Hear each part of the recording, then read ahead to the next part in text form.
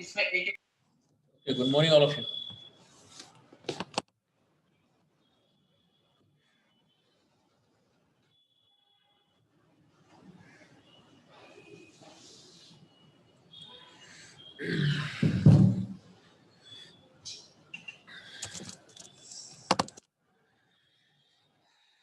Okay, am I audible? Yes, sir. Yes, sir. Good morning. Good morning. Okay, so let's start our today's part.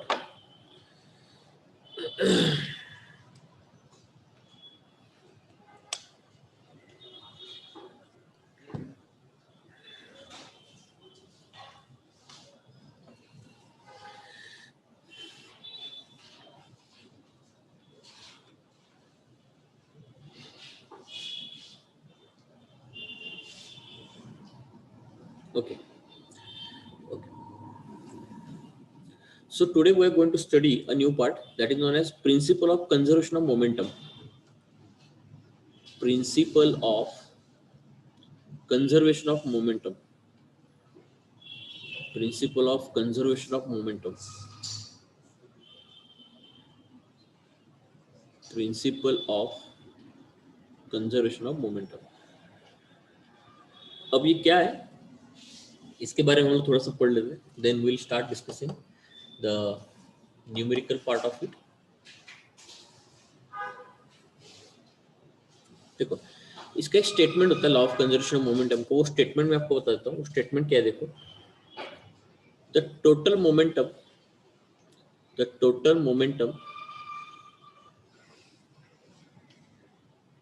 of an isolated system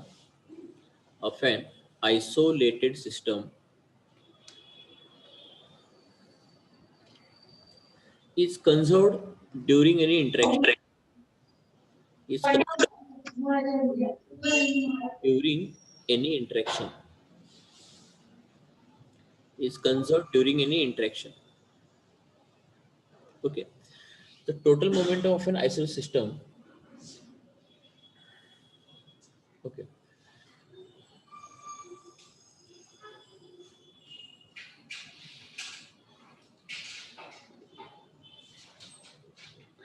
देखो इसका एक simple example मैं आपको समझाता हूँ. Okay.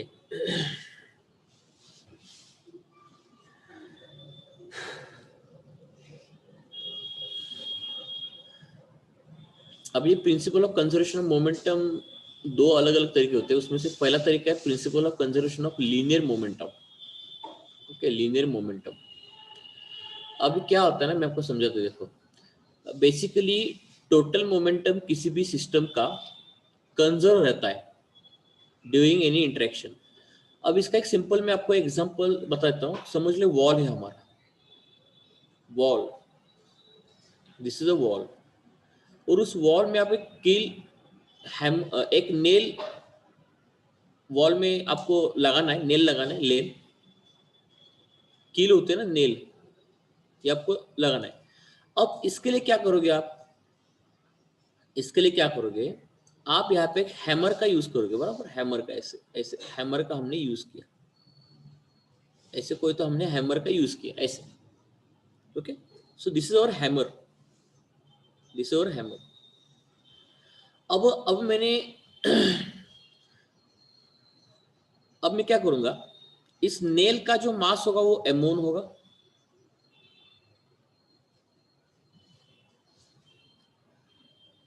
और अब मैं क्या करता हूं कि इस नेल को हैमर करने से पहले, यानी क्या लिख रहा देखो, और इस हैमर का मास होगा m2. ठीक है, हैमर का मास होगा m2. Before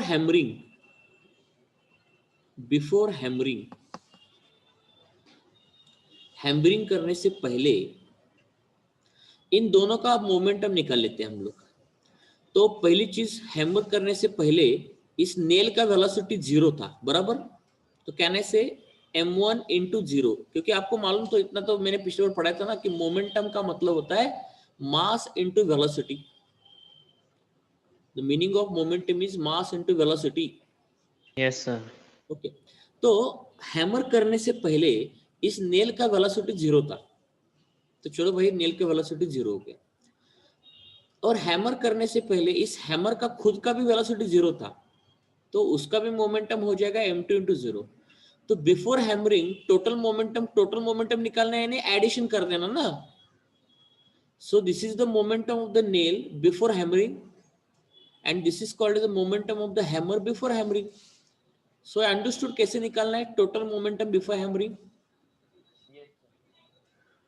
Yes, sir. Total momentum before hammering, ये मैंने निकाला। अब मोमेंटम कंजर्व होने का मतलब क्या होता है कि जो मोमेंटम बिफोर हैमरिंग था वही मोमेंटम आफ्टर हैमरिंग होना चाहिए ना। फिर you got my point? Yes, sir. इसी को बोलते हैं कंजर्व करना momentum. Total momentum before any process that must be equal to total momentum after the process. Okay, अब देखो ये कैसे निकालना है। और ये याद रखना कि मोमेंटम एक वेक्टर क्वांटिटी होती है। मैं बार बार नहीं बताऊंगा, पिछली बार बताया था मैंने, momentum is a vector quantity. Momentum के बारे में सब कुछ मैंने पिछली बार लॉज ऑफ मोशन के पार्ट में ही पढ़ाया था, तो रिमेंबर दैट। वेक्टर का मतलब इसको डायरेक्शन भी होगा। ओके, अब सोचो आप, अब आपने यहां पे हैमरिंग करना शुरू किया, हैमरिंग करना शुरू किया। अब जब आप हैमरिंग करना शुरू करोगे तो ये जो नेल होगा वो इस डायरेक्शन में मूव करेगा। Am I correct? देखो यहाँ पे डायरेक्शन दिखा रहा हूं। नेल तो जाएगा भाई इस डायरेक्शन में जाएगा, नेल तो अंदर जाएगा इस डायरेक्शन में। ओके, अंदर जाएगा। लेकिन न्यूटन्स का थर्ड लॉ क्या बोलता है? Every action has equal opposite reaction. Equal and अगर नेल अंदर गया तो हैमर फिर आउटवर्ड जाएगा ना फिर, करेक्ट है? यानी हैमर क्या होगा? रीबाउंड होने की कोशिश करेगा ना हैमर। हैमर क्या करेगा? रीबाउंड होने की कोशिश करेगा ना। Am I correct what I am saying? Yes, sir. Every action Yes, sir. Hammer rebound करने की कोशिश करेगा। अब इसका मतलब क्या होगा? यानी अब नेल को भी वेलोसिटी आ गई और हैमर को भी वेलोसिटी आ गई। अब मैं कार्टेशियन कोऑर्डिनेट पर दिखा सकता हूं, आपको मैं कार्टेशियन कोऑर्डिनेट पर दिखा सकता हूं। कार्टेशियन कोऑर्डिनेट पर ये ऐसे दिखा सकते हो। देखो, मान के चलो नेल हमारा इस डायरेक्शन में जा रहा है, तो वो ब्लू वेक्टर से दिखा रहा हूं मैं। Nail is going in this direction and this hammer is rebounding in this direction. Both of them are moving in opposite direction. अब लॉजिक सी बात है, नेल का मास होगा m1 और समझ लो उसमें वेलोसिटी आ गया कुछ तो v1, उसमें वेलोसिटी आ गया v1। लेकिन ये जा रहा है अलोंग पॉजिटिव एक्स एक्सिस, तो इसको मैं प्लस करना पड़ेगा ना मुझको। Am I correct what I am writing here? Yes, sir. अब हमारा जो हैमर है वो जा रहा है निगेटिव एक्सिस के अलावा ना, और इसकी वेलोसिटी कुछ तो अलग है नेल के कंपैरिजन में, वो v2 है, तो इसको माइनस लगाना पड़ेगा।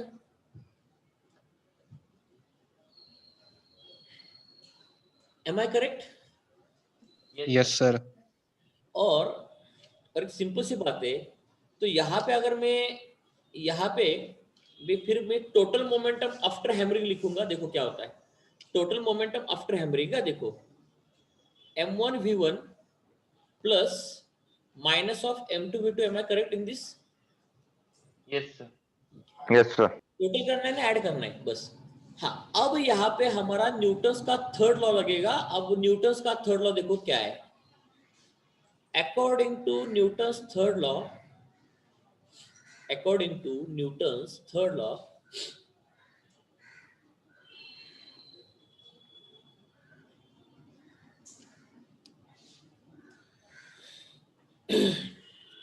every action has equal opposite reaction। तो जितना मोमेंटम नेल को दिया उतना ही मोमेंटम हैमर को मिलेगा ना। मोमेंटम अलग अलग होगा क्या दोनों का? Yes, every action has equal opposite reaction. Am I correct what I am saying? Momentum जितना नेल को मिला उतना ही किसको मिलना चाहिए? हैमर को मिलना चाहिए ना। Yes, sir. तो Yes, sir. इससे एक बात पता चल रही है कि m1 v1 must be equal to m2 v2। Am I correct writing this? Yes, sir. हाँ, लेकिन ये क्या है, Yes, sir. मैग्नीट्यूड लिखा है मैंने, यहाँ पे कुछ डायरेक्शन नहीं दिखा है, मैंने मैग्नीट्यूड को इक्वल दिखा है, यानी नेल पर लगने वाला फोर्स जो है उसके equal and opposite force hammer पर लग रहा है, इसका मतलब getting this idea what I am saying?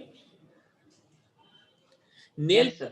हाँ, यानी यानी मोमेंटम के टर्म से बात करें कि जितना मोमेंटम नेल को मिला उतना ही हैमर को मिलेगा, तो Hammer इसका को. मतलब मोमेंटम का जो मैग्नीट्यूड है नेल का और हैमर पर जो मोमेंटम आ रहा है उसका मैग्नीट्यूड, दोनों का मैग्नीट्यूड इक्वल होना चाहिए, लेकिन डायरेक्शन ऑपोजिट होने चाहिए। Am I correct? Yes, sir. Yes, sir. अगर ये हो गया तो इसका मतलब देखो टोटल मोमेंटम, ये दोनों का एडिशन फिर जीरो हो जाएगा और इनिशियल भी जीरो हो गया। You understood? Total momentum before hammering zero था, अब टोटल मोमेंटम आफ्टर हैमरिंग भी जीरो आ रहा है, तो हो गया कंजर्व मोमेंटम फिर। You understood all of you? Yes, sir. तो इसी को ही बेसिकली हम लोग बोलते हैं conservation of linear momentum. Momentum हमेशा कंजर्व रहता है। Yes, sir. got it. Conservation of linear momentum ये एक्चुअली न्यूटन सेकंड और थर्ड लॉ को कंबाइन करके बनाया है। न्यूटन सेकंड और थर्ड लॉ को कंबाइन करके बनाया है। So you got the idea clear?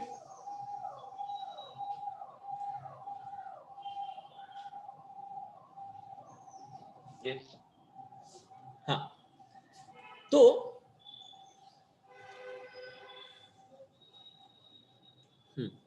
सो ये आइडिया क्लियर हो गया सबको, concept? Yes, sir. Yes, sir. हाँ, देखो मोमेंट Yes, sir. हो सकता है, आपका मास और वेलोसिटी अलग अलग हो सकता है, लेकिन मोमेंटम कैन बी कंजर्व्ड। ये ध्यान रखना इसकी तरफ आप लोग।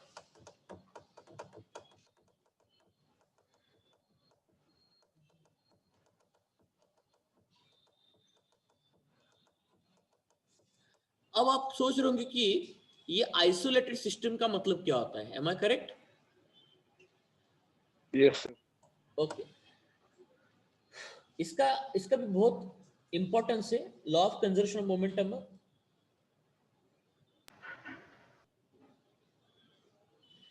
Actually law of conservation of momentum कब वैलिड है? जब ऑब्जेक्ट पर कोई एक्सटर्नल अगर फोर्स नहीं लग रहा है तभी वैलिड है। आइसोलेटेड सिस्टम का मतलब ये होता है, कि no external forces acting on the body, no external forces acting on body.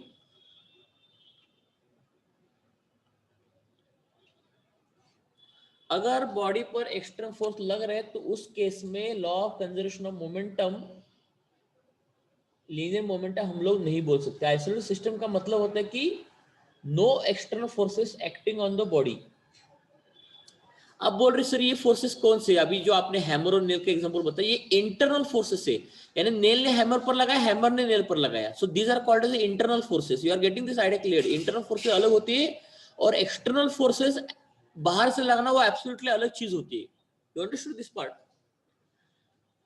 So Yes, sir. का मतलब Yes, होता है sir. कि no external forces acting on the body.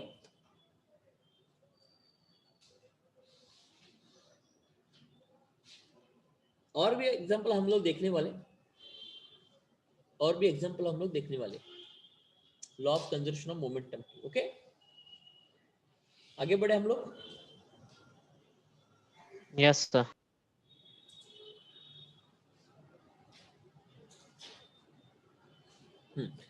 देखो एक्चुअली इसमें भी क्या होता है ना, अगर आपने हैमर और नेल को एक पूरा सिस्टम पकड़ा तो उसमें इंटरनल फोर्स लग रहे, अगर आपने हैमर को अलग पकड़ा, नेल को अलग पकड़ा, तो फिर उस पर एक्सटर्नल फोर्स लग रहा है, ऐसे बोल सकते हैं हम लोग। You are getting my point what I am saying? Okay, चलो वो आगे हम लोग डिस्कस करेंगे। और एक एग्जांपल हम लोग law of conservation of linear momentum के बारे में पढ़ेंगे। अभी तो मैंने बहुत सारा डिटेल में बेसिक पार्ट पढ़ा है, ये ध्यान से सुनना आप लोग। यहाँ पे जो मैंने पढ़ा है, यहाँ पे मोमेंटम एक वेक्टर क्वांटिटी होता है, ध्यान रखना इसकी तरफ। ओके, चलो अब हम लोग क्या करते हैं, एक हमारे पास समझ लो बॉम्ब है,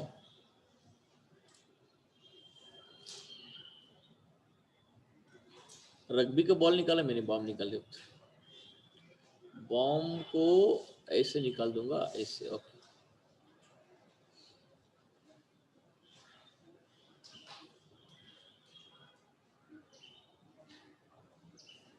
इसमें भी law of conservation momentum act होता है।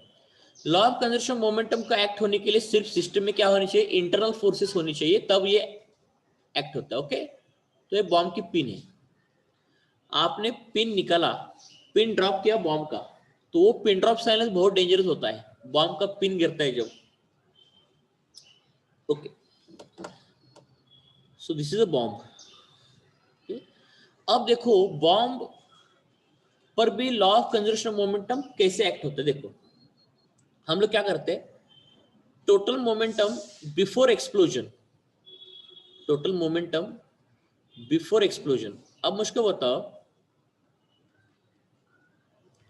इस बॉम्ब का मास कुछ तो होगा ना, mass of the bomb multiply by its velocity. अब इनिशियली बिफोर एक्सप्लोजन बॉम्ब की वेलोसिटी क्या है, 0 है ना। Is this bomb moving, No, sir.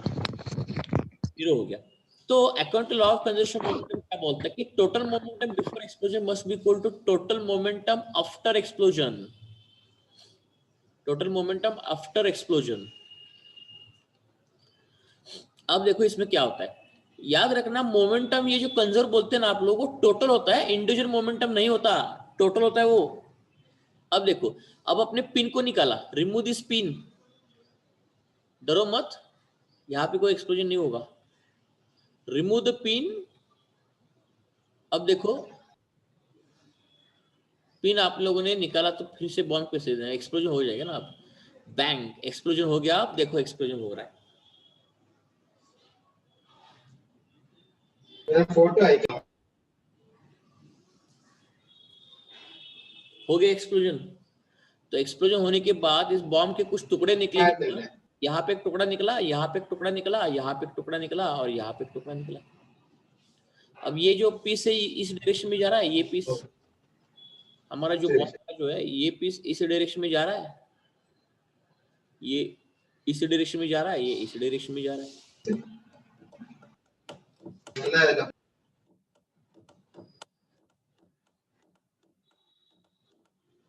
अब मुझको बताओ, मोमेंटम को हम लोग क्या करते हैं कि इस नोटेशन से दिखाते हैं मोमेंटम को पी से दिखाते हैं, पी से। तो ये जो ऑब्जेक्ट पीस ऊपर जा रहा है उसका मोमेंटम P1, नीचे जा रहा है उसका मोमेंटम P2, जो इस साइड में जा रहा है उसका मोमेंटम P3, इस साइड में जा रहा है उसका मोमेंटम P4।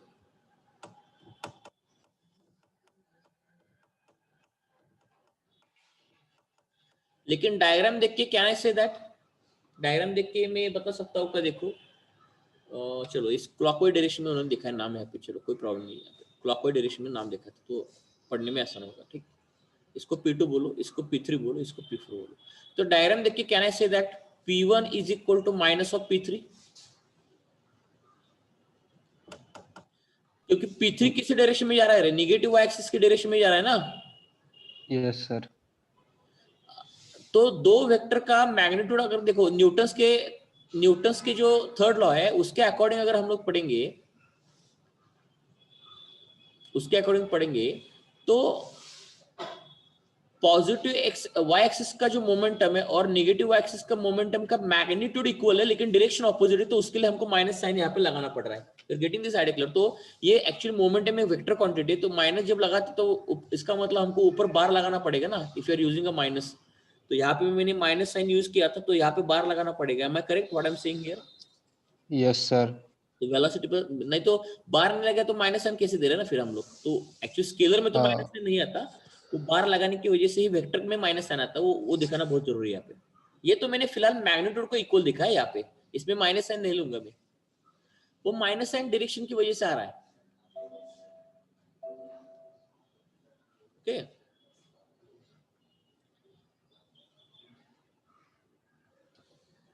चलो ओके, तो उसी तरीके से can I write down also, क्या हो गया इसको, हाँ, P2 is equal to minus of P4 bar. Yes, sir. Yes, sir. Okay, तो अगर ये करेक्ट है, यहाँ से तो वैलिड है, तो इसका सिंपल से मतलब यहाँ पे ये बन रहा है, तो कहने से इस पीस का जो मास है ये वो m1 है, सॉरी नाम अलग अलग ले रहा हूँ, तो इसका मतलब कहने से now this P1 bar plus P2 bar plus P3 bar plus P4 बार सबका एडिशन करके फाइनली तो एक्चुअली 0 आंसर आने वाला है ना, फिर इसका मतलब हो गया ना conserve momentum. Yes. Understood this part? Yes, sir. Yes, sir. हाँ, लेकिन ये लॉ कब वैलिड है? जब सिस्टम हमारी आइसोलेटेड होगी तभी ये लॉ वैलिड है, ध्यान से सुनना। Whenever the system is isolated at that time only this law is valid. अब आप बोलोगे आइसोलेटेड का मतलब इस बॉम्ब पर कोई एक्सटर्नल फोर्स नहीं लगाना चाहिए। एक्चुअली जो बॉम्ब एक्सप्लोड हो रहा है ना, वो एक्सप्लोड हो रहा है उसके खुद के इंटरनल फोर्सेस की वजह से। Am I correct? Yes, Yes, sir. sir. This bomb is exploding due to its internal forces. Exploding due to internal forces, not due to external forces. तो एक्सटर्नल फोर्सेस जब सिस्टम में absent होगी ना, तभी ये लॉ वैलिड है अपना, नहीं तो लॉ वैलिड नहीं है। तो आगे हम एग्जांपल में भी देखने वाले हैं। So you understood how this law of conservation of momentum is working? Yes, sir. अब ये बच्चे हर साल भूल जाते हैं कि इंटरनल फोर्सेस अगर रहेंगे ना सिस्टम में, तभी जाके ये law of conservation momentum valid है, नहीं तो एक्सटर्नल फोर्सेस जब लगते हैं ना तो वो वैलिड नहीं होता। लॉ ऑफ कंजर्वेशन मोमेंटम के बहुत सारे एग्जांपल है। जैसे मुझको आप बताओ, एक चीज बताओ, यहाँ पे ऐसा कोई क्लिप जैसा है, यहाँ पे पानी है, पानी पर ऐसी बोट है,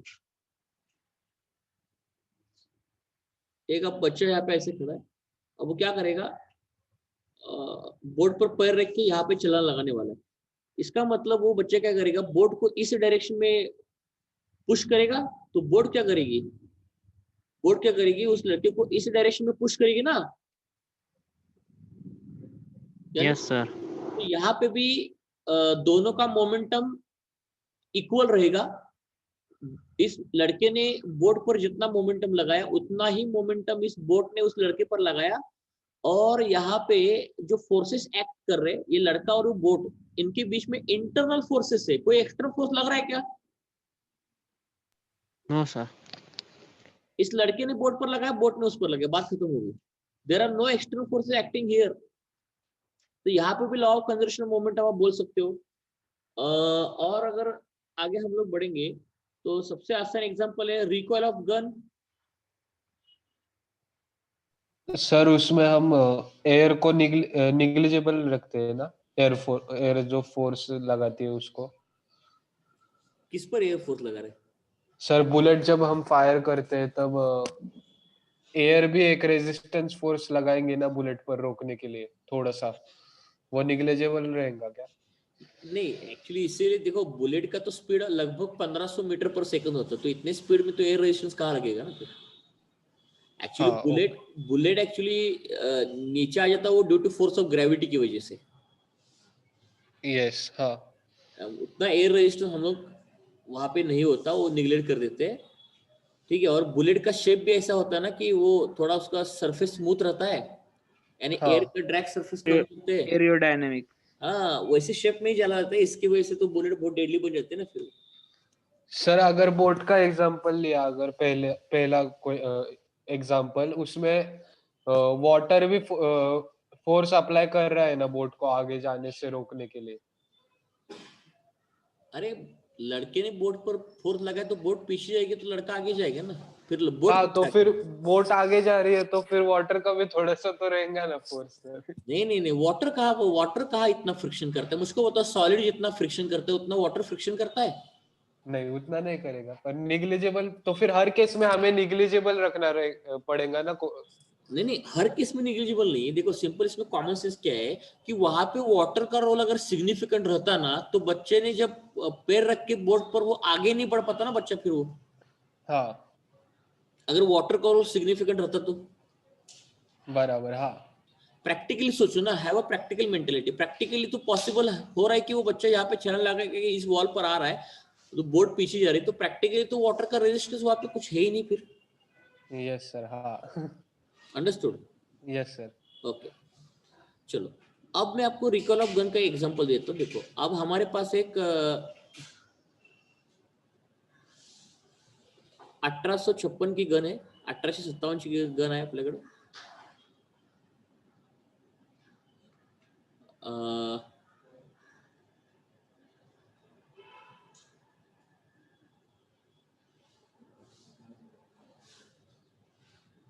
गन है ऐसी, वो कौन सी मूवी है, क्या क्या बोलते उसको, धमाल, धमाल मूवी में गन, वो नहीं धमाल नहीं, वो फिर हेरा फेरी में गन होते हैं ना उसके पास, वो अक्षय कुमार को वो क्या बोलते हैं, राजपाल यादव।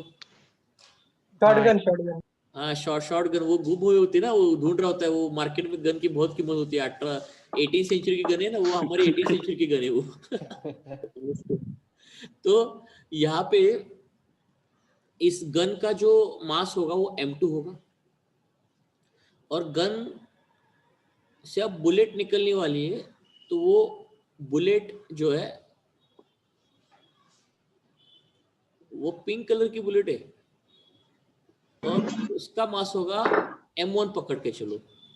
ओके, अब हम लोग क्या करते हैं, लॉ ऑफ कंजर्वेशन मोमेंटम लगाने के लिए क्या करते हैं कि टोटल मोमेंटम, हमेशा रखना मोमेंटम टोटल होता है, total momentum before firing, total momentum before firing.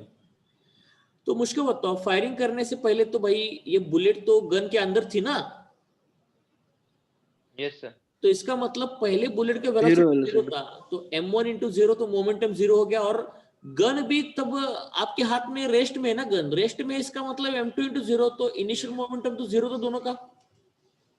Yes sir. अब देखो total momentum after firing, total momentum after firing. अब इसमें देखो, इसका समझ लो वेलोसिटी कुछ तो v1 है, v1 बार है, और अब देखो एक तो सिंपल सी बात है, बुलेट अगर आगे जाएगी इस डायरेक्शन में, तो हमारी गन कहाँ पे जाएगी, पीछे जाएगी ना, फिर yes sir, opposite. Yes, sir. Opposite direction में जाएंगी, तो वो होगा उसका वेलोसिटी v2 बार होगा, वो final velocity.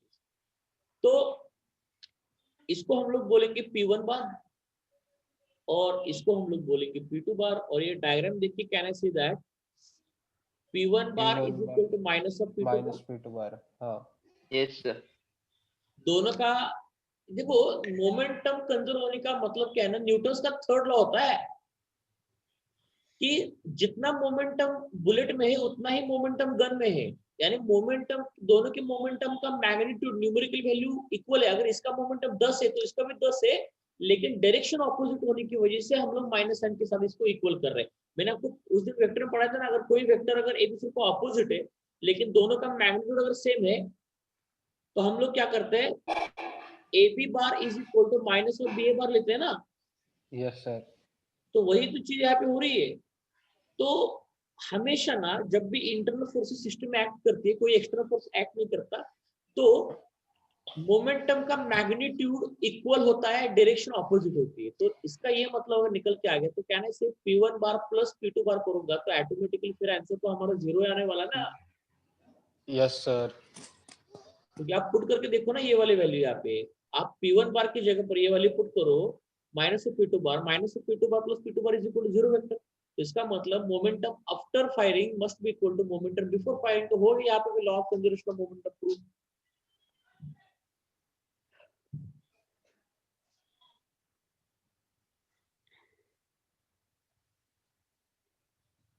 So understood this part? Yes sir.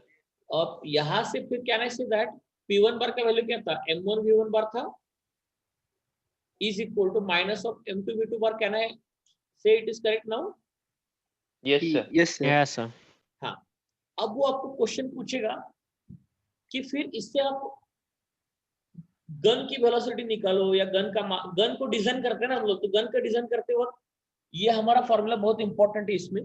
तो आप अगर गन को डिजाइन कर रहे हैं, तो उस केस में फिर अगर मैं इसको मैग्नीट्यूड की फॉर्म में लिखूं या नॉर्मल मैग्नीट्यूड के फॉर्म में लिखूं, इसका मैग्नीट्यूड अगर मैं लिखूं तो can I say m1v1 is equal to m2v2। M2v2, yes sir.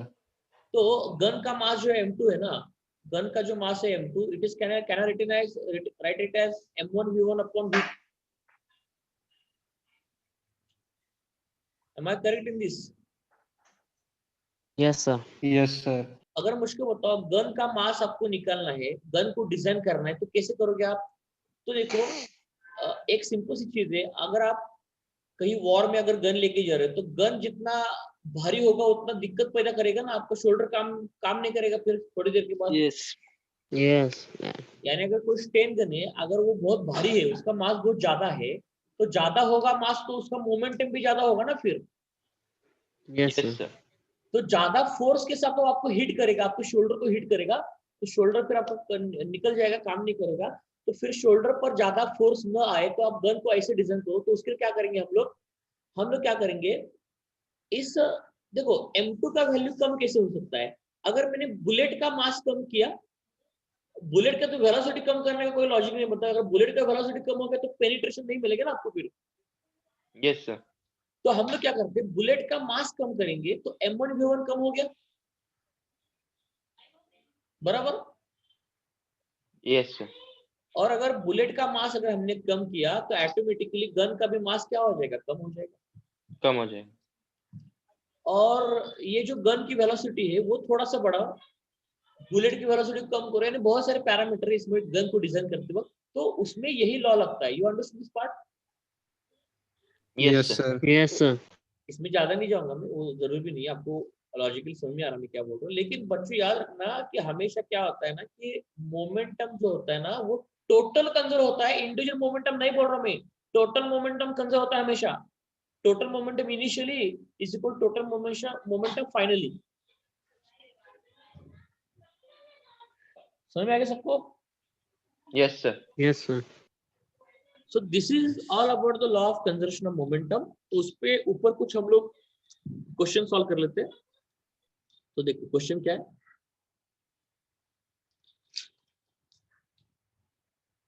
देखो a lighter object A and a heavier object B यानी B का मास ज्यादा है A से, are initially at rest। तो देख के बता सकते हैं कि दोनों भी ऑब्जेक्ट अगर इनिशियली रेस्ट में तो टोटल इनिशियल मोमेंटम जीरो होगा ना फिर। Yes sir. हाँ, Yes. अब देखो आगे, both are imparted with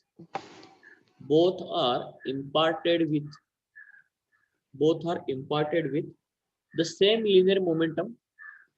दोनों को अगर हमने सेम लीनियर मोमेंटम दे दिया, वो कर सकते हैं, दोनों का मास भी अलग अलग है ना, तो वेलोसिटी को चेंज करके दोनों का मोमेंटम इक्वल किया जा सकता है। Getting my point?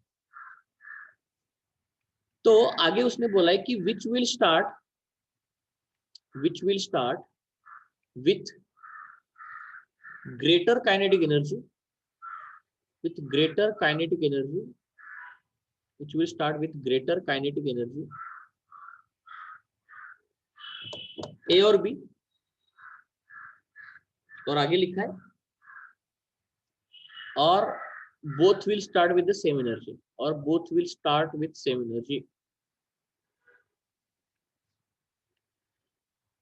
ऐसे लॉजिकली क्वेश्चन आपको सॉल्व करते आना चाहिए। अब देखो, अब आपको क्या करता हूँ ना कि एक देखो यहाँ पे क्या है, एक कार है ऐसी रेस्ट में और एक ट्रक है। तो ट्रक को हम लोग बी बोलेंगे, उसका मास ज्यादा है तो इसको बी बोलेंगे, इसको ए बोलेंगे, दो बॉडी से। ठीक है, अब डायग्राम तो देख के ये तो बता सकता हूँ मैं कि यहाँ पे M B is more than M A ना। Yes, sir. ये तो पता चल रहा है।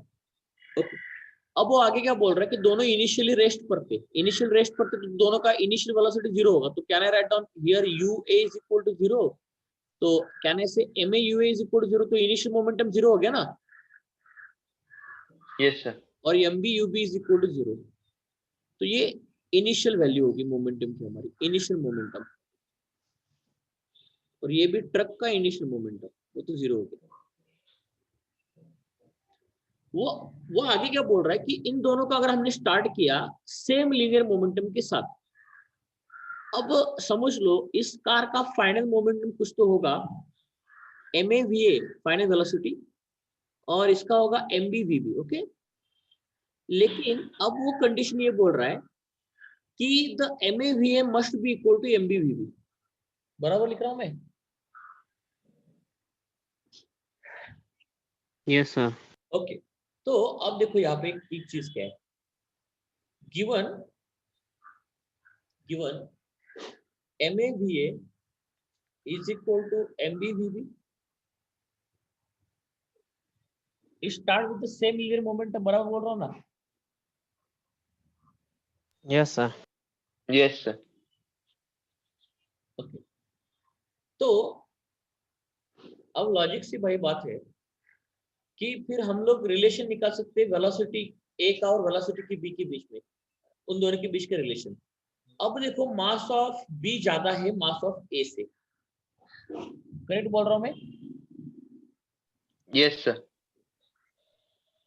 तो चूंकि जान दो आप लोगों को, वो आगे नहीं बढ़ना है, सिर्फ काइनेटिक एनर्जी निकालना, तो ये मैंने गिवन कंडीशन यहाँ पे लिख लिया। चलो अब हमको पूछ रहे कि किसका काइनेटिक एनर्जी ज्यादा होगा, कम हो गया, सेम होगा, तो हम लोग क्या करते हैं, दोनों की काइनेटिक एनर्जी का फॉर्मूला लिख लेते हैं। ए का काइनेटिक एनर्जी लिख लेते हैं half of MA into VA square, am I correct? Yes, sir. और ट्रक का काइनेटिक एनर्जी क्या होगा? Kinetic energy of truck is B. Half MB VB square. अब दोनों की काइनेटिक एनर्जी को कंपेयर करेंगे, तब तक दोनों की काइनेटिक एनर्जी के बीच का रिलेशन नहीं मिल, कंपैरिजन करने के लिए हम लोग दोनों को डिवाइड कर लेंगे, am I correct? Yes, sir. Divide करेंगे तो डिवाइड करने से हाफ ऑफ कट गया, तो फिर MA VA स्क्वायर का ऐसे लोग क्या, MA VA into VA, Yes, sir.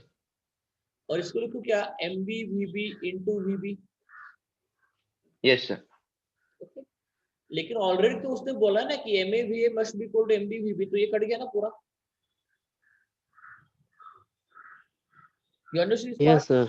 Yes, Yes, sir. sir. अब एक लॉजिकली सोच के देखो, मुझको बताओ, अब वेलोसिटी के बीच में इसलिए रिलेशन चाहिए था मुझको, तो मैं अब देखो, अब ये एक्सप्रेशन देखो अच्छे से, आप लोग अच्छे एक्सप्रेशन देखो, मैथमेटिकली आपको आंसर करना है। अभी MB का वैल्यू ज्यादा है MA से, लेकिन फिर भी इन दोनों का मोमेंटम इक्वल हो जा रहा है, इसका मतलब ऑब्वियसली वेलोसिटी अलग अलग होगी दोनों की, बराबर? Yes, Yes, sir. sir. Yes, sir. तो बताओ लॉजिकली, अगर MB ज्यादा होगा MA से, तो VA और VB में कौन बड़ा होगा? VA. VA बड़ा होगा, very good. So at that time VA should be more than VB, am I correct in this? Yes, sir. अरे भाई Yes. कार का मास कम है, ट्रक का मास ज्यादा है, लेकिन दोनों के मोमेंटम को अगर इक्वल करना है तो कार की वेलोसिटी को बढ़ाना पड़ेगा, तब जाके इन दोनों का वेलोसिटी एक पॉइंट पर इक्वल हो सकता है ना फिर। Yes, sir. Yes, sir. Yes, sir.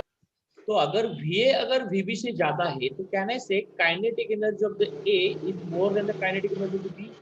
Yes, sir. Yes, Yes, sir. sir. हो गया, इसका आंसर आ गया। तो कार का काइनेटिक एनर्जी ज्यादा होगा, तब जाके इनका मोमेंटम इक्वल हो सकता है, नहीं तो नहीं हो सकता। जो उसने गिवन कंडीशन बोला है उसके लिए बोल रहा हूँ।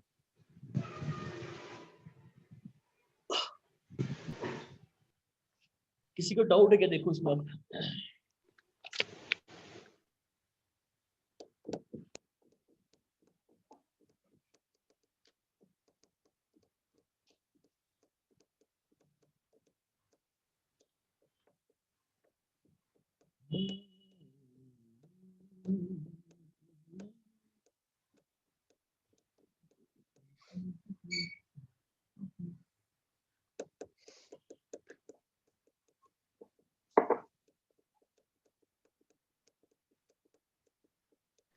No, sir.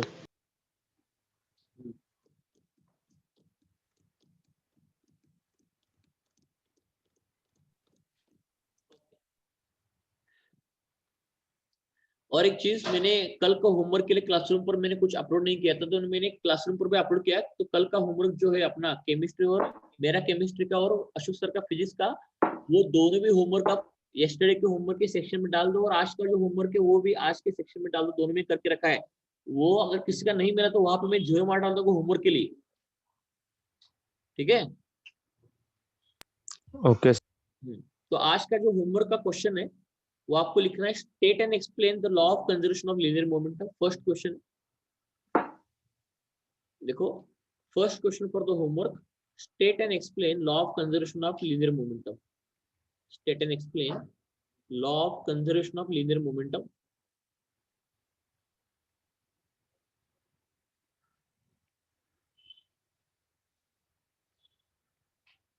और एक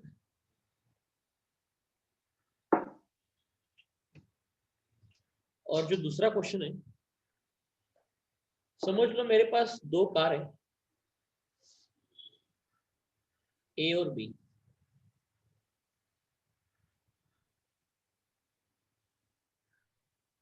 यहाँ पे मैं गिवन कंडीशन बोल रहा हूँ, M B is more than M A, this is given.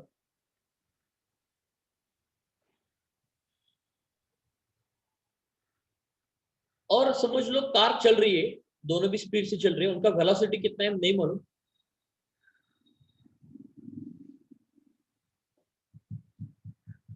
और चलो मैंने अगर बोला कि दोनों का वेलोसिटी सेम है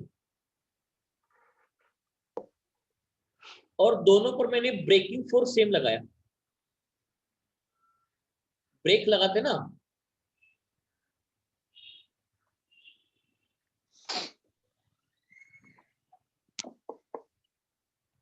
वो भी सेम लगाया,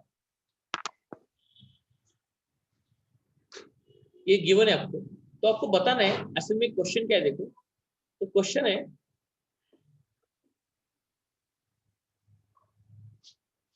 या एमसीक्यू बोलो इसको, इंटरेस्टिंग एमसीक्यू है ये वाला, एमसीक्यू है, सोच समझ के आपको इसका आंसर देना है।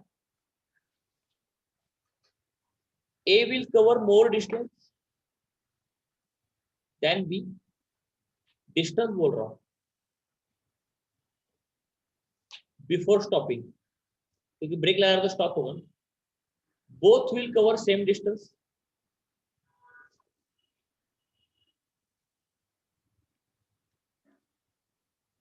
Option C, B will cover more distance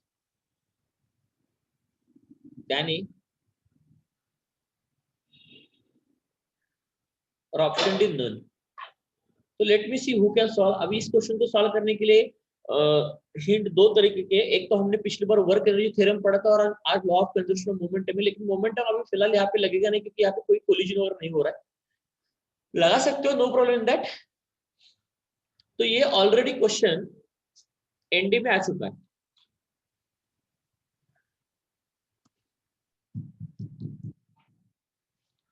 ये आपको ट्राई करना है, आप इसका आंसर बताना है। मैंने आपको गिवन कंडीशन दिया, देखो मास बी का ए से ज्यादा है, दोनों का वेलोसिटी सेम है, दोनों पर मैंने ब्रेकिंग फोर्स सेम लगाया, तो बिफोर स्टॉपिंग यानी रुकने से पहले कार ए बी से ज्यादा डिस्टेंस कवर करेगा या बी ए से, या दोनों भी इक्वल डिस्टेंस कवर करेंगे या नन।